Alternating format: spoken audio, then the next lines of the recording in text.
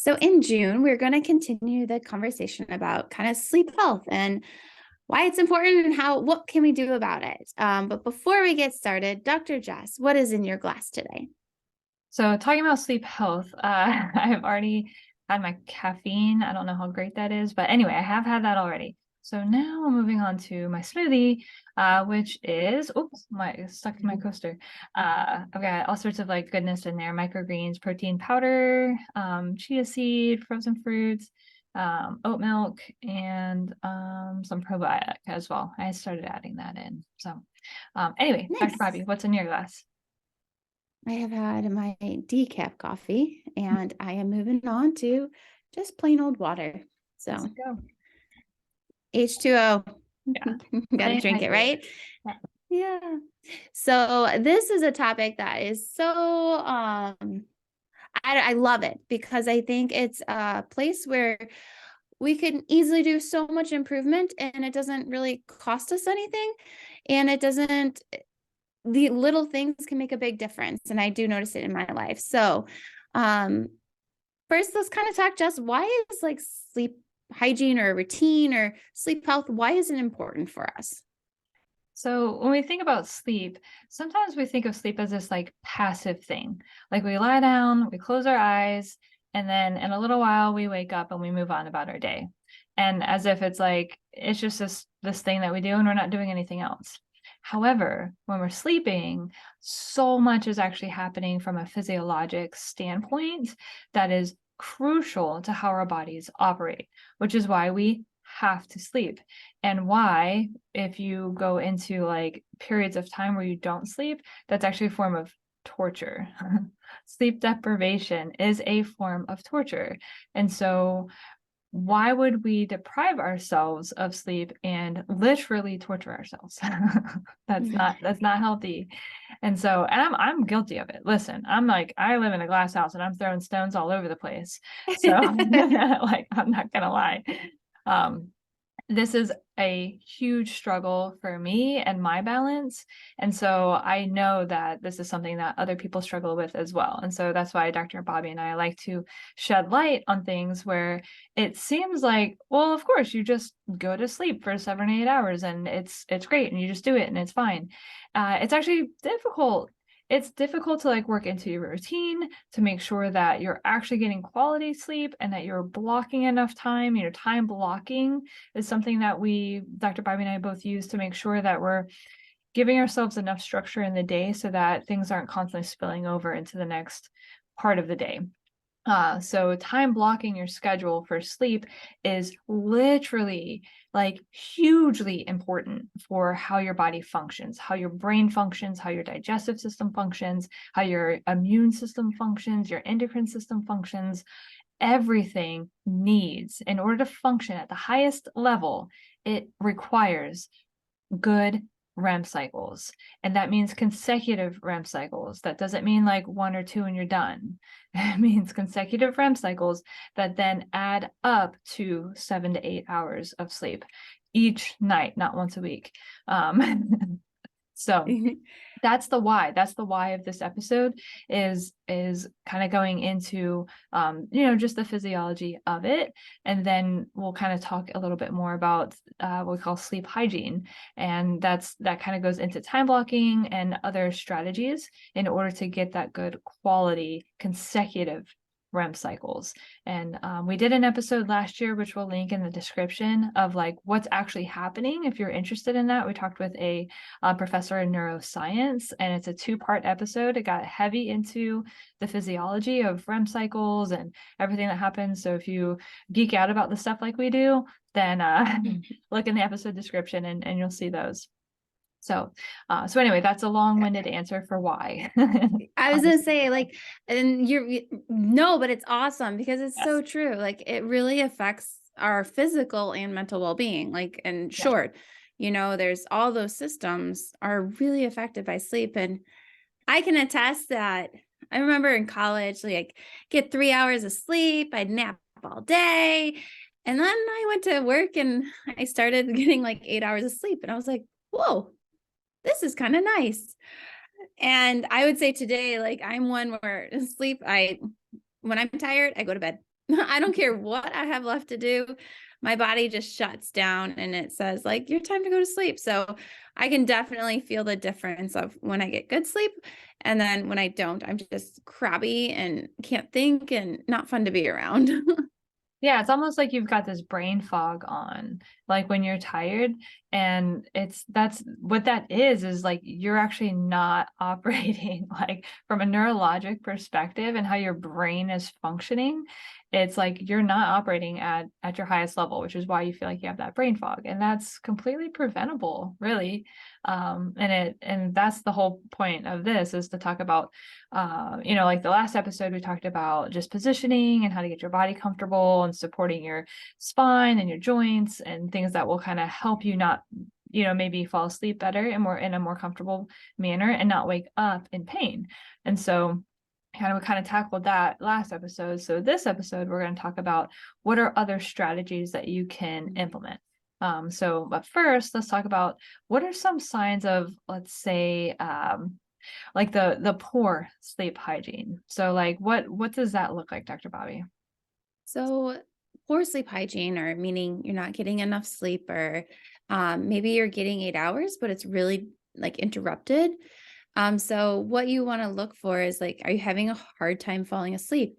Do you go to bed and you lay awake for a few hours, or even 40 minutes, 45 minutes, just kind of laying there? So having a hard time falling asleep is one sign. Another sign is experiencing frequent sleep disturbances. Now, it is normal to have to go to the bathroom in the middle of the night, but it shouldn't be 4, 5, 6 times in the middle of the night that you're waking up. Most of us will, if you go back to listen to the other episode, most of us wake up during the night. Sometimes we're just not conscious about it. Another is suffering daytime sleepiness, which I know we've all felt at some point, where you're just like, I just need to sleep. I think about that nap. And then the lack of consistency of sleep, both either in the quantity, meaning like the hours of sleep, or the quality, so the type of sleep that you're getting. All of those are poor signs of poor hygiene, or sleep hygiene, or sleep routine. And another one that I notice common is like driving, like daytime, like drowsiness while you're driving and stuff. Like once you finally sit and you get to relax, and you just like feel your body kind of zone down. That could also be another sign that you're not getting enough sleep or good quality sleep. Yeah. I think it's important to understand what the symptoms are when you're not getting quality sleep, because it's one of those things where you're like, well, I was in bed for 8 hours, so I'm like checking that box of 7 to 8 hours of sleep. Well, just because you're in bed doesn't mean you're actually getting quality sleep. So it's both that are required. So now that we've talked about the symptom of not getting good quality sleep and consecutive REM cycles, let's talk about tips to improve that. So now we'll come back onto the side of what do we do about it. And the best part about most of these, Jess, they're relatively easy, and most of them don't cost you anything. Or if they do, it's very little. So these are all things that are easy, we can change. Problem is habits are hard to break. And as we talked back in May about social media, television, stuff like that, they're just hard habits. They're hard things for our body to do, or for our brain to do and kind of give up. So while they sound easy, we know they can be really difficult.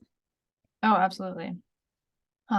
So here's some tips that can be helpful for improving your sleep hygiene.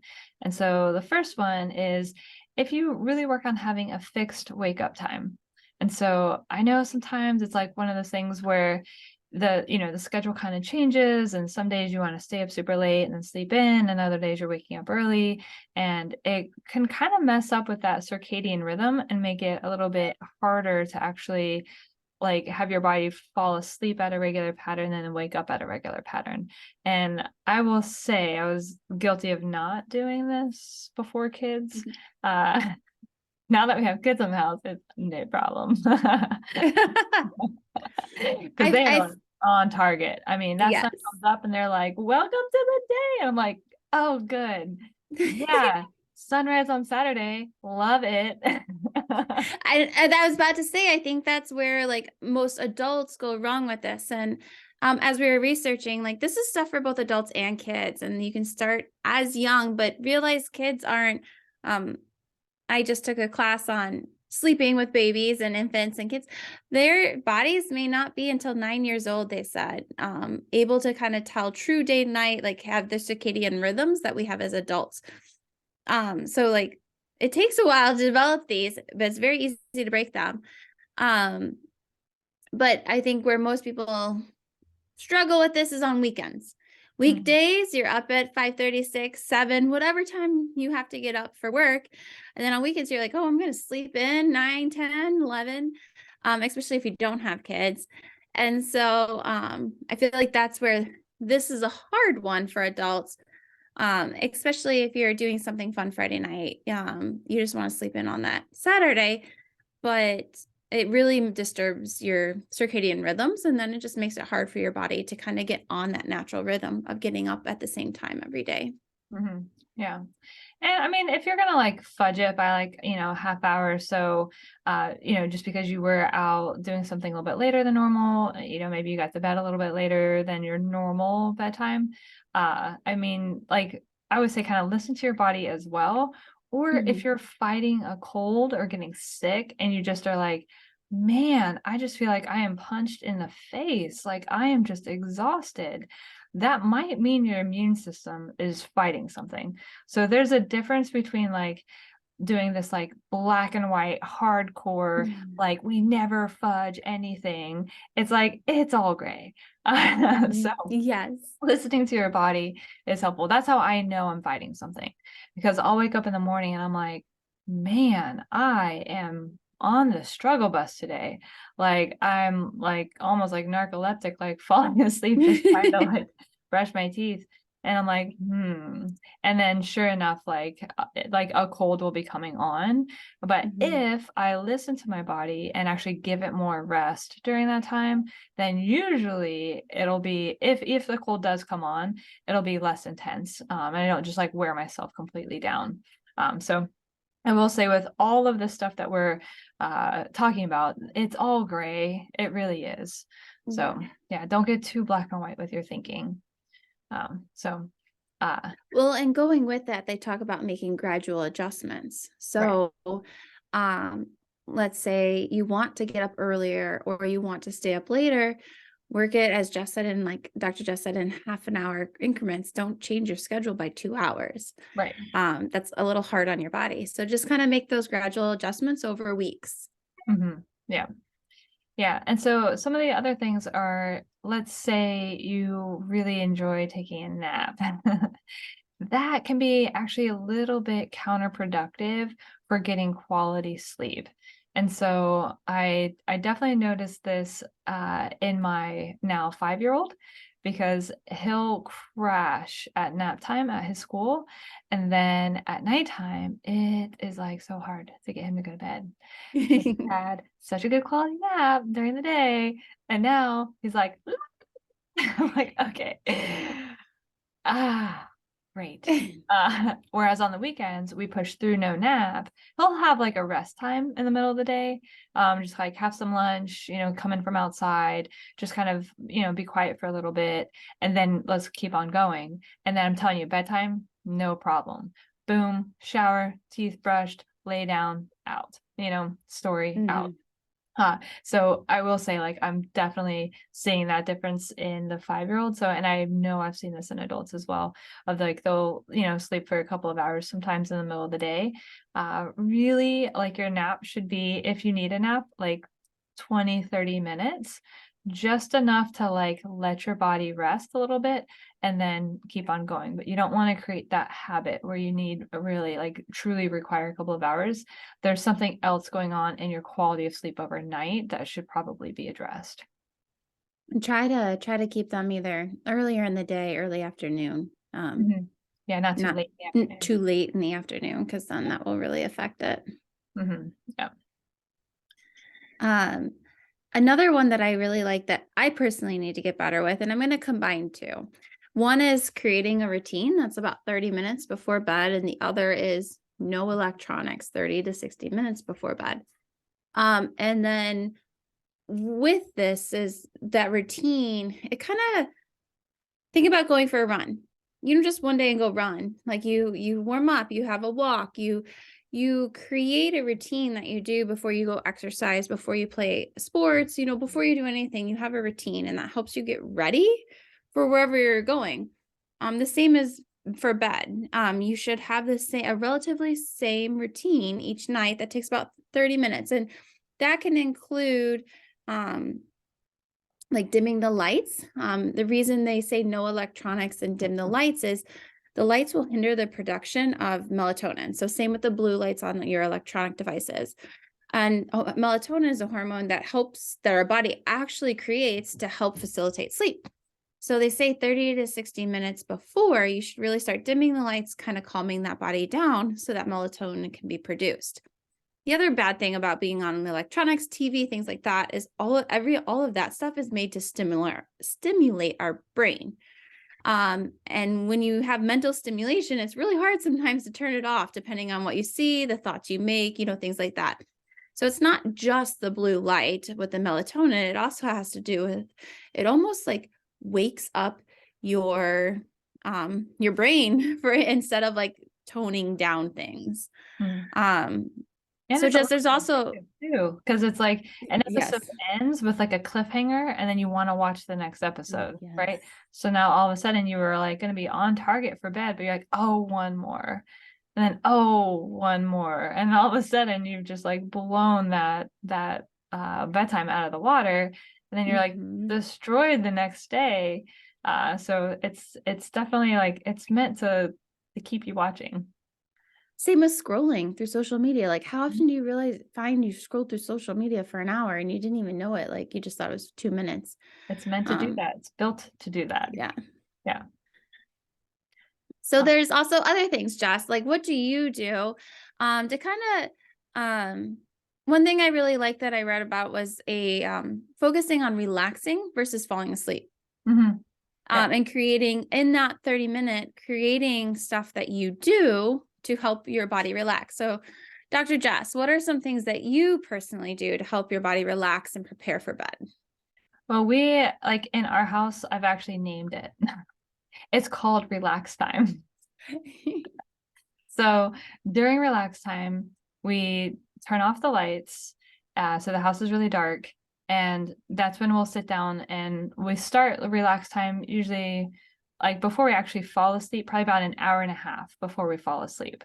So lights are off. My husband and I sit down, we'll watch a show. And then I normally will like, once I'm done with that, I'll take a shower. Then, I've got, just nighttime routine stuff, brush your teeth, like I've got different like face products that like lotion, and I've got like a little bit of lavender stuff that like I just like the way it smells and it's kind of calming. So I'll do that, and then we've got like our like little reading lights, and so it's like just that shower, it's like it's predictable. Like I know I do shower, teeth brush, face. It's like I've got actually set up in stations in the bathroom, and then I've got a reading light, and then I'll read. I like paper books. I like to hold the book. I like to turn the pages. I don't like the screen. We used to have those little reader things, and I was just like, I just found that like it was like my eyes didn't like it. I like a book with a light. I've got the little light. Dr. Bobbie has the same one. I got the one she got. Goes around your neck. So now you're not having to like fight with the one that falls on your pages and all of that. And so, it just like, I just find that as soon as we turn off the lights, it just signifies the house is quiet.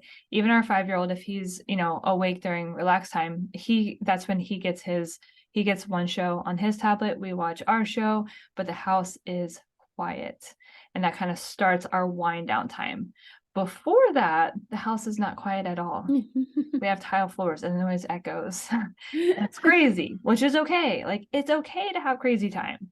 And then we start the wind down time. So that's just what we do. And it's helped me so much, like be able to act, because I never used to be able to fall asleep. I would just like read and read and read, and I would like, and I do like meditations. I like listening to guided meditations. That's super helpful. But I mean, it would be like hours and I'm still like awake. And so I just had to like stick to this routine, and it helps so much. So for Yeah. me. Yeah. What about you, Dr. Bobbie? So I find that I so I personally have never been one to have a TV in my room. So I do at the moment, just because of where I live with my parents and stuff. So I have a place to escape to, which again we'll talk later on is not probably the best. Um, but my boyfriend, he likes to watch TV before you go to bed. But I find like when I do best, I don't turn the TV on ever. And I will just, for me, reading or guided meditations or sleep noise. Those are the three things that I find work best for me. Some people will really maybe work well with like light stretching or like a yoga routine, not hard workout, like more of a relaxing type of yoga. Um, but for me, I read or use a guided meditation or just turn on sleep noise, depending on how tired I am. Mhm. Um, and my goal is like when I'm in my bedroom or when I go to my bed is to go to bed. I try not to sit in there and do work and other things like that, which we'll talk about in a little bit. Kind of making your bedroom just like a healthy area to sleep. But Mhm. those are what I found for me. Yeah. Yeah, I think I forgot to say that is after, so my routine: shower, teeth brush, like lotions, a little bit of like just having that lavender scent going. Then I like to stretch on the foam roller. So I lie that down on the ground, and I just kind of open up, and I like to elongate through my spine, open up my pecs, and I do a lot of like diaphragmatic breathing. And with that, it's kind of like it's a light meditation as well, Mhm. as I'm on the foam roller, and I'm usually there for probably 3 to 5 minutes, as I'm just like working on my breathing. And it's just another like strategy before I read. I'm a PT, so I'm constantly thinking about like pec length and like spine health. But what I found is that when I do my diaphragmatic breathing and, do that real cyclic breathing, it becomes meditative. And so I love to like do more than one thing at the same time because I like efficiency. So Yeah. I was like, boom, killing it. Working on my posture and getting ready for bed. um, Multitasking. that just like checks boxes in my brain. So, but yeah, that is like that last step. So I'm glad you mentioned the yoga part. I don't that for me, I don't for me, yoga's a little bit too stimulating because I'm like thinking about my postures. Whereas like Mhm. that's, so my brain, it just is like it starts going. My brain does that very easily. So I have to do everything where I don't even let it do that. So just lying on the foam roller and just breathing is what works for me. So the other thing I'd say is like really big time making sure that your space where you sleep, wherever that might be, because everybody's in different living situations, so you might not have like a designated bedroom or have control over exactly what's in the bedroom at any particular time, because there might be other people that have a say in that. Maybe you have roommates, maybe you're traveling and you travel for work, or whatever it might be. There's lots of reasons why you don't have full control over how it's set up, which is fine. What Dr. Bai was talking about with like the sound, like having a sound machine is something that you can bring with you. And so for our boys, they sleep with a sound machine, and that's something that we use to kind of help make any new environment feel like similar, so that their nervous systems can kind of still wind down and relax wherever we are. So we might be at a family member's house. We call Airbnbs weekend houses. Because that's where we go on a weekend to have a little getaway. So something like that might be something that you can set up to still create a dimly lit space with some noise, and still have like something that your brain feels is predictable and where you can actually relax and feel safe. So just something to think about. But yeah, Mhm. ideally no. I'm guilty of this. No laptops, TV, phone, all of that. I do plug my phone in next to the bed because I like to, that's my alarm clock. But like there's no need for me to be doing anything before bed. That's just Hmm. my alarm clock. And plus our baby monitor is on there too. So I do like having the phone in the room. But yeah, they my guilty one is the laptop of like, oh, I just need to finish a couple more minutes. Um, oh, I've really been trying to do better about that though. And just say It's no. hard. It It's is really yeah, running a hard. business is just tough, right? Like there's stuff Hmm. that's time sensitive. So I leave that out in the office and like do that out in the office and then come back. I'm like, do not bring that in. It's gonna wake your brain up. Hmm. So Yes. yeah.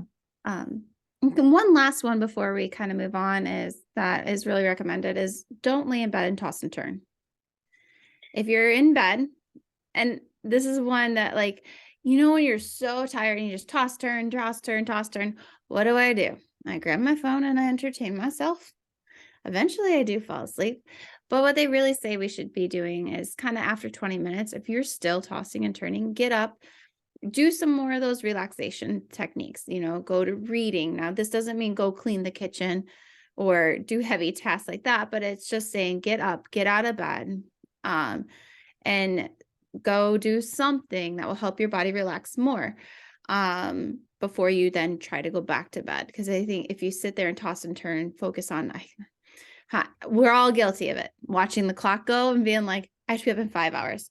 I have to be up in 4 hours. I have to be up in 3 hours and I'm still awake. Like it does not help your body relax or go to bed. But man, I am so guilty of that. Mhm. Those perseverating thoughts. Yeah, big Hmm. time. Of like, uh-oh, tomorrow's going to be a bad day because I'm not sleeping well. Oh no, it's, and so yeah. Oh, I've definitely done it myself. I will say for me, like taking a warm shower is like it's helpful. And then like really finding some sort of like I don't know, I love lavender. It just like Hmm. before bed, and I only smell lavender before bed. No other time. It's just a thing. So now, like, my brain associates, oh, when you smell lavender, that means it's bedtime. So I try and do things where I only do that right before bed. And then again, I'm like training my brain, like, oh, Hmm. yeah, remember, this is what we do. Uh, then I say, if you're still feeling like, oh, not quite like ready to really fall asleep, popping in a guided meditation, and that can like really be helpful, one that's specific to falling asleep, and Yes. that big time can be helpful. Yeah. So just again, other strategies. Yeah. So let's talk. So those are kind of like just overall tips.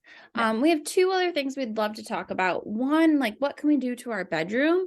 And two, what can we do during the day? And we've already touched on some of them that will both improve our quality of sleep. So, Dr. Jess, let's go over some like daily habits of like things we can do to help improve our sleep. And this is not just right before bed. Having that routine before bed is super helpful and beneficial and important, but there's also things we can do throughout the entire day to ensure that when we do try to go to bed at night, we have a better chance of getting a good quality and quantity of sleep. Yeah. So the opposite of dark is light. So if we want to improve our circadian rhythm and have our body work with, you know, day versus night, then in the daytime, having light exposure is going to help our brains say, oh, I'm awake. Let's have light exposure. Then when we turn off the lights, the brain's like, oh, light exposure is gone. That means it's sleep time. And then the lights turn on, but it's not just fluorescent lights, but actual daylight from the sun. That doesn't mean sunbathing. But I notice in here, I mean, I have the blinds closed right now, but during the day, I open them up to get as much natural light into the office as possible. And then again, in the afternoons, getting that 30 minutes. For me, it works best in the afternoons just because of kid pickup, being done with patients, things like that, that I can get out for a run, for a walk, and bike ride. And that way we're getting 30 minutes of physical activity in. daylight is on me, real sun, not just through a window. And Right. that again is like helpful between daylight plus 30 minutes of activity. That doesn't mean that I have to be lifting super heavy weight for 30 minutes, doing high intensity interval training for 30 minutes. I could be doing that, or I could go for a walk, right? Mhm. I could, like my son's, we're thinking about taking off training wheels. So, so I'll do a little jog while he rides his bike, while my little guy rides in the stroller. So, things like that. So it doesn't have Mhm. to be something super intense. You can do it as a family. And now we're teaching kiddos, hey, this is what we do. We move our bodies, but we can have fun while we do it, and we can do it together. So we're also socially connecting at the same time. We're talking about our day, like, hey, how was your day? Oh, it was good. What was good about it? Yes. Oh, whatever may have happened that day. And so there's no electronics, there's no distractions. You're just present in the world around you. And so that big time is helpful for creating, again, when we're thinking about healthy habits and routines and getting the most out of our body's functioning. We want it to function during the day and we want it to turn off at night. So we need to give it stuff to do during the day that's healthy. So. And besides, oh, two things I want to say. Besides, getting outside is just good for our mental health too. Just feel Mhm. better. At the time of this recording, it is just starting to be nice up here in Chicago, and you can just tell the difference when it's like sunny and people get outside versus after a long winter. So it's so beneficial in so many ways besides just sleep. But so hopefully when this airs, I may have a little girl in my hands. I may not. We'll see. But I've been taking like different classes just to learn. And one thing they say with like the infants, and there I know there's so many different thoughts and trains out there, but is trying to help the infant learn the difference between daytime sleep and daytime naps versus night sleep. And for an infant, they say a full night's sleep is 4 to 5 hours. Um, and that's like a full night, and Awesome. that's like after 3 months. That's not the first 8 weeks. But even for a child going up until 5, 6, like still a full night's sleep is uninterrupted for 4 to 5 hours. But for them, when they're taking naps during the day, like they suggested, like don't close the blinds, like let that daylight still in, so the infant's body can learn like this is still daytime. Yes, they need naps, and yes, they need to sleep, but don't close the blinds. Don't make it really dark in their room during the day if you're trying to teach them the difference between day and night, which I thought was very interesting. Yeah, definitely no blackout curtains for nap time. Yeah, because sometimes what'll happen is they'll sleep so much for their nap, and then all of a sudden at nighttime, you're like, no, no, no, no, no, no, no, no, no, it's bedtime. They're like, what? Jumping in the crib. What do you mean? Yeah. Yeah. So, I So mean, that daylight's so important for our bodies to it like is. just naturally be able to learn those rhythms and cycles. Yeah. So as far as like just other like healthy things, I mean, just, not smoking, decreasing your alcohol consumption. So everything in moderation. Smoking is really not in moderation. There's nothing super helpful. So it is a habit that is difficult to break because it is addictive in nature. But there's a lot of help out there for being able to quit smoking. And so that would be ideal. And then alcohol, again, just in moderation. It's not something where uh a little bit goes a long way. So Well, and I know a lot of people, and I feel this myself, like, oh, if I have a drink, it helps me fall asleep. mhm, But the problem is it does, it really does. So alcohol will help you fall asleep. mhm, But then what it does is it wears off and it actually wakes you back up. So it mhm. like makes you not be able to sleep the total length. Yeah. Um, so it will help you fall asleep. So you're not wrong in that, but then it just disrupts everything through the rest of the night. So that's why it is not recommended or not a great thing to have a bunch of alcohol before you go to bed, to use it as a way to help you sleep. Right. Yeah. Yeah. And then the other thing is not eating meals, like really large meals, too late. So you really want your body's digestive system to be kind of not like ramped up trying to break down a bunch of food. Ideally, you've kind of already gone through that phase, and that way it's just going to kind of help you be able to relax a little bit better, and it's just a better use of the calories that you're consuming, so that you're fueling your body at the appropriate times. So we don't need to fuel and then go sleep for 8 hours. Ideally, structuring how you see fuel can work for you a little bit better. So maybe making that lunchtime meal a little bit heavier in nutrient dense, something that'll get you through the afternoon, so you're not so hungry by dinner time and you're ready to eat like a lighter dinner, and that kind of prepares you then for bedtime. So like healthy breakfast, healthy lunch, and then dinner doesn't need to be as big, and it's going to keep your body functioning better without these, they call it glucose regulation, essentially. So if you get like the glucose drops, you're going to want eat a bunch, and it's not really like, you don't need to prepare for this like big event and go fall asleep. So yeah.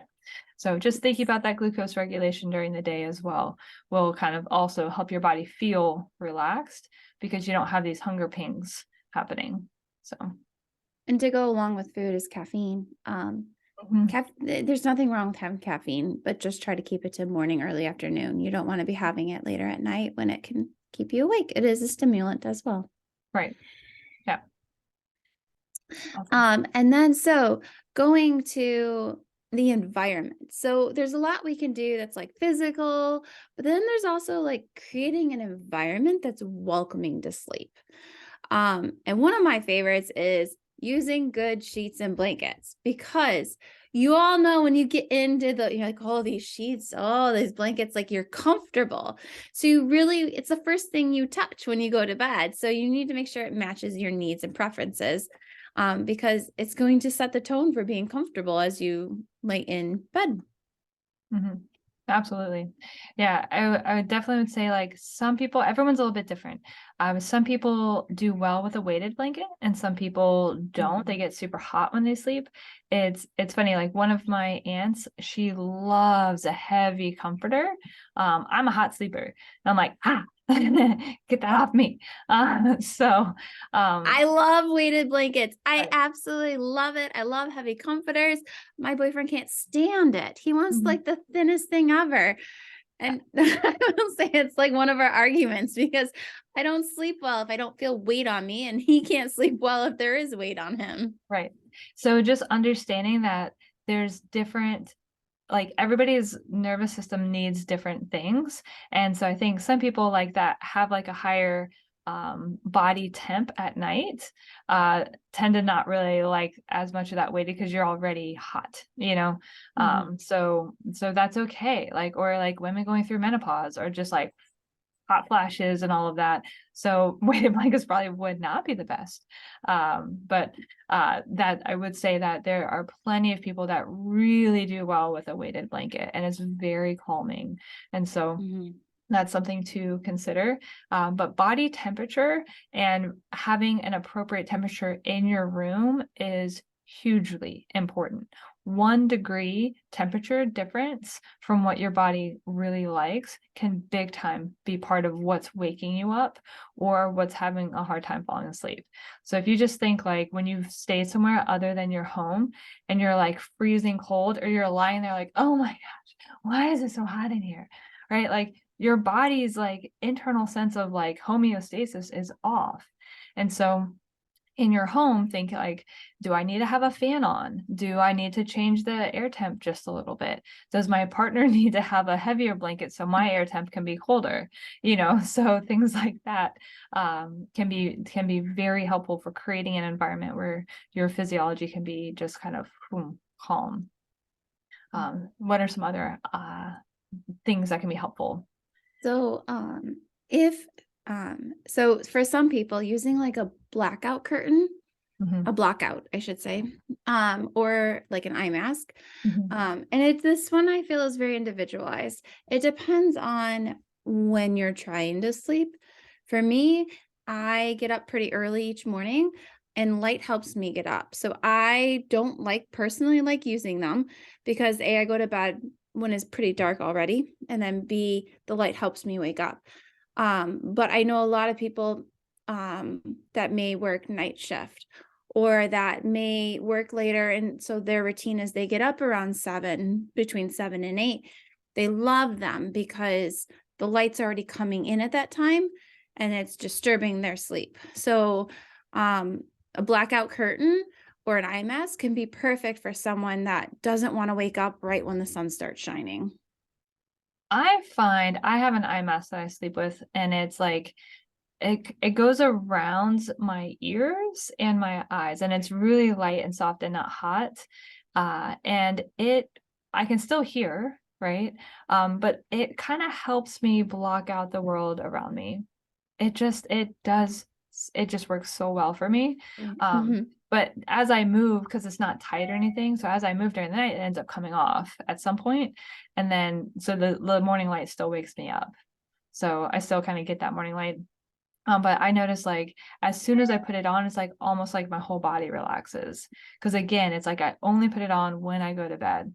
So it's like I have this like really structured routine, and then it's like, boom, and it's like, okay.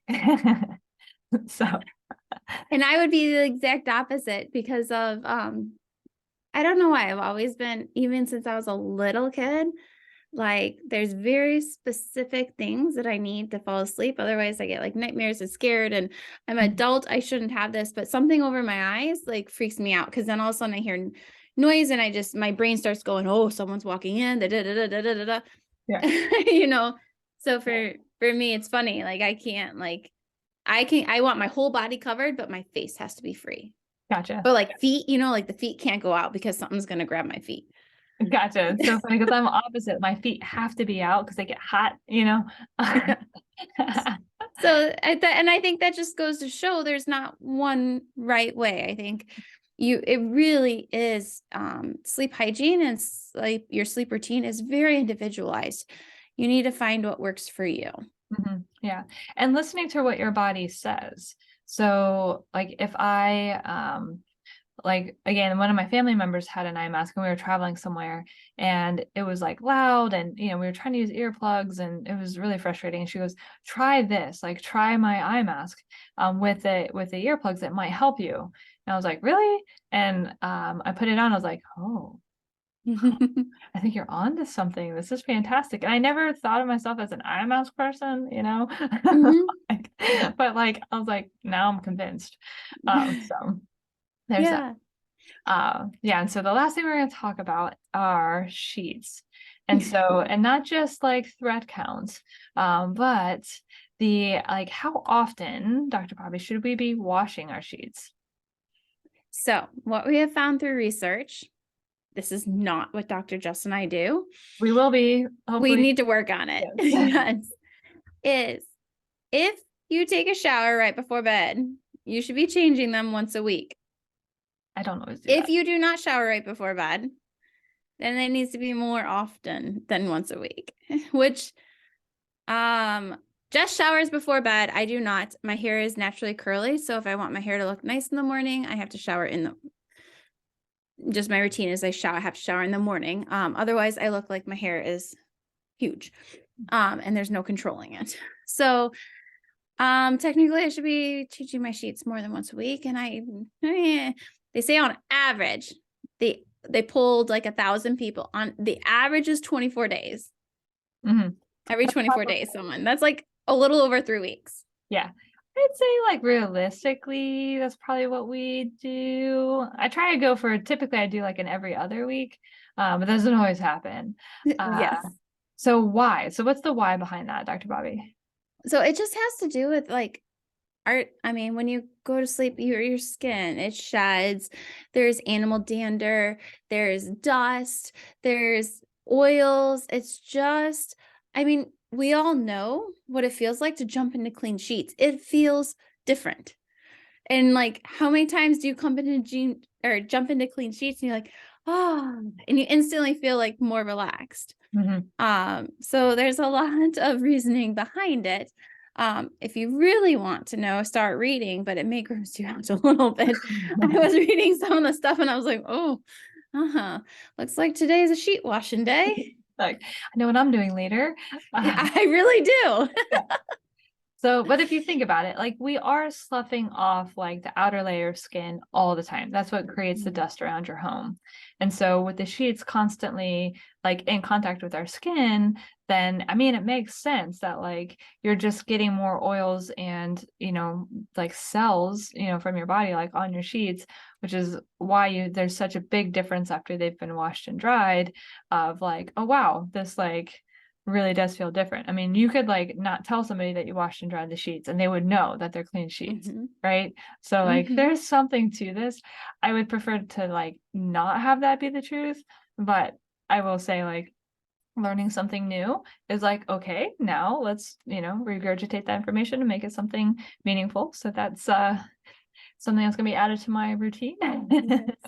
once a So week. we'd be really interested.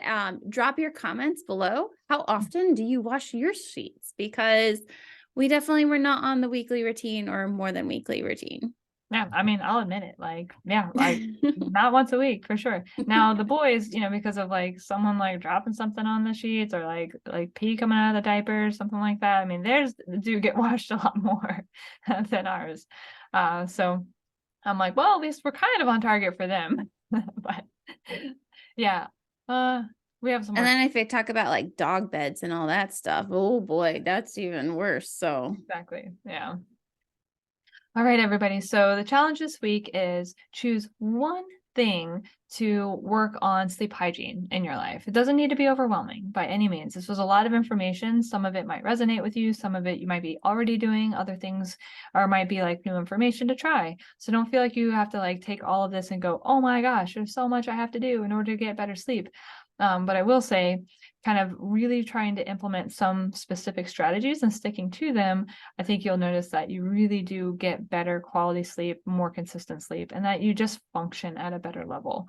So mhm. small changes can really make big differences in how your body's physiology is functioning. So stay tuned. We've got more coming up on sleep this month, and hopefully everybody can continue to learn and enjoy the fun. Bye, everyone. Thank you for listening to the episode today. If you would like to learn more about how Two Gals can support you, then join our Two Gals Insiders membership, which can be found at www.2-gals.com. Also, don't forget, follow us on social media. We're on Facebook as well as Instagram. Okay, everybody. Bye. Enjoy your week.